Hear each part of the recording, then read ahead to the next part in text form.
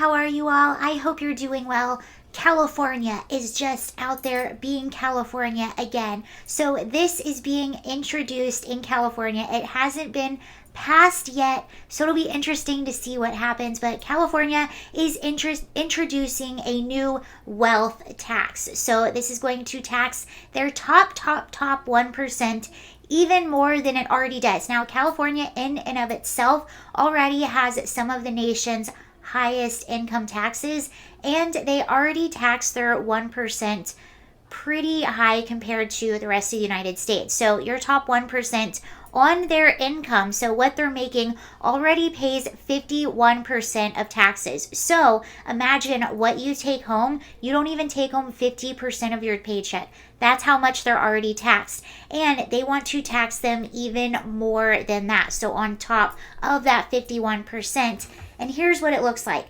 So if you make over $50 million, you will be taxed an extra 1%.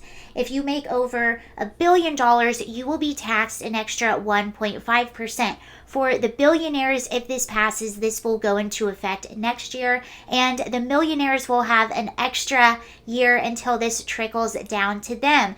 Now, 1%, 1.5%, that doesn't sound like a whole lot, but keep in mind that's on top of the 51% of their income already. So that's going to be their income on top of that, which when you break that down on a billionaire, 1.5%, that's about 30% of their new income on top of what they're already paying. So that's a significant amount for them. Also, this type of thing typically trickles down to the middle class. For instance, way back in the day when the federal income tax was introduced, at first it was only the top 1% that was paying it at a 7% rate.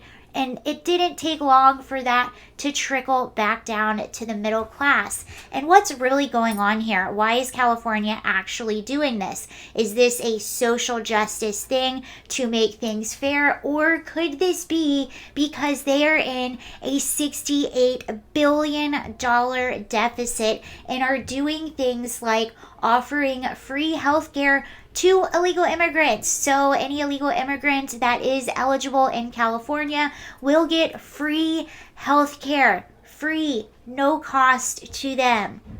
There are 7 billion people in the world, almost 8 billion people in the world, and you can just come to California and get free healthcare. Not only that, not only will you get free healthcare if you so decide, if you are undocumented, if you are an illegal migrant, you can also be eligible to get a free sex change. So there you are, ladies and gentlemen, $68 billion deficit, introducing a new wealth tax, also introducing free healthcare and free sex changes to illegal migrants. So that's California for you. Now, here's another reason why you should be concerned about something like this. Because again, you might be thinking, who cares, Sarah? They're so wealthy. Will they even know? Even if it's 30% of their income, will they even notice? Well, it's typically stuff like this that drives out your top 1%, and California has seen the most exodus out of any state in the US, and the top 1% is unfortunately a large part of that exodus. And when you're already taxing them at 51%, who do you think pays a majority of the income tax in your state? Who do you think makes most of that or contributes to most of that tax revenue? It would probably be your top 1%. Also, your top 1% typically has access to financial advisors and lawyers, so they have ways to put their money in other places so that they will not have to tax. Oh, and one more thing before I'm done with that. Not only does this bill sound silly right there on its face, but it actually gets even better. It actually gets even sillier. So not only will they be taxed extra, even if you are just a part-time California employee and you fall within one of these brackets, you will be charged pro rata every day that you do reside in California. So it even goes after part-time residents. And if you move, if you try to flee the state, they will in fact come after you, and they will charge you for whatever time you were in the state. And maybe there's like an exit fee. I don't know. Why not? Why don't we just put an exit fee on there? I mean, I think that's a great idea. Can we amend that before it goes through? And also, while we're here, while we're talking about California and the bonkers things that they do, the way that they punish their successful people to try to make everyone equal and equitable. Here's another thing that just happened. This is more on a local level, but hey, we're here, so why not? Beverly Hills. So a local judge is actually punishing Beverly Hills residents. So here it is right here.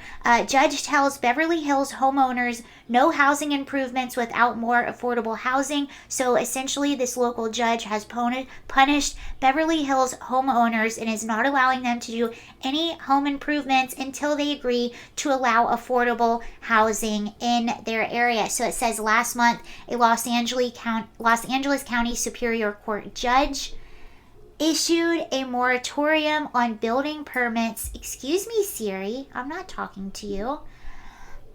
In Beverly Hills as punishment for the city not passing a blueprint for sufficient affordable housing. So that's California for you. And is this really about things being just and fair? Or is this punishing people that are successful so that everyone is easier to control? I don't know. You tell me. But that's what's happening in California. Have a good day. Bye.